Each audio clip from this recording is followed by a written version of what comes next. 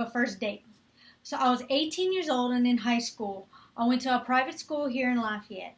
I lived in Brobridge, and the guy lived in Lafayette. He was picking me up on a Wednesday night to go to the keg. So he drove to Brobridge, picked me up. We left. We went to the keg. This was the first time I ever dated anybody outside my high school. He worked at the keg. He was a bartender slash bouncer. So he was this bigger guy. So we get there. He knows everybody. He's doing shots with everyone we see. He ends up getting so drunk. And he's like starting fights, picking fights left and right. And I've never been around any of this. So red flags are just flying everywhere. And I'm just like, what am I getting myself into? I'm driving us back to Brobridge to my house to get me home. And we're on the Brobridge Highway, and he's telling me, I love you, and just saying all this stuff. And he keeps telling me he loves me, like I love you. I love you. And I'm just driving, focusing on the road. And in my head, I'm thinking, I need to get home.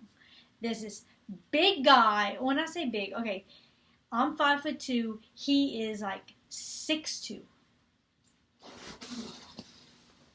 This is him. This is me. So everybody, this is Skylar. So Skylar is telling me this, and I'm not saying it back. And so he starts getting upset with me and yelling at me as I'm driving us home. And he's cursing me out, telling me to pull over and get out of his car, just to pull over. And he's screaming at me, and I'm just in panic mode. I'm like, I gotta get home. I'm almost home. I don't know what to say to this guy. What did I get myself into? And so I get home, and he gets out of the car and starts using the bathroom in my driveway. And I'm just thinking, oh my goodness, I have cameras all over my house. My stepdad is gonna see him. It's not gonna be good. So he had to sleep in my house. I told my mom, I woke up my mom, and she was kind of groggy.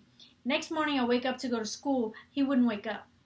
So I just leave. I left the house. I went to school.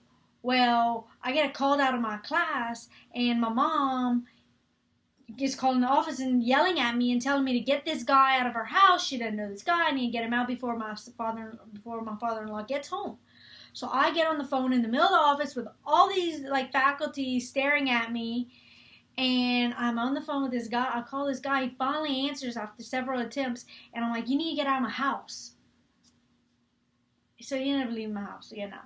So moral of the story is, or what I took away from this story, I learned from this story, is that follow your heart. Because I followed my heart. And I ended up marrying this wonderful man. And he never did anything like that again. He just had maybe he was a little too nervous on our first date. And here we are 13 years later with 4 kids. And so follow your heart.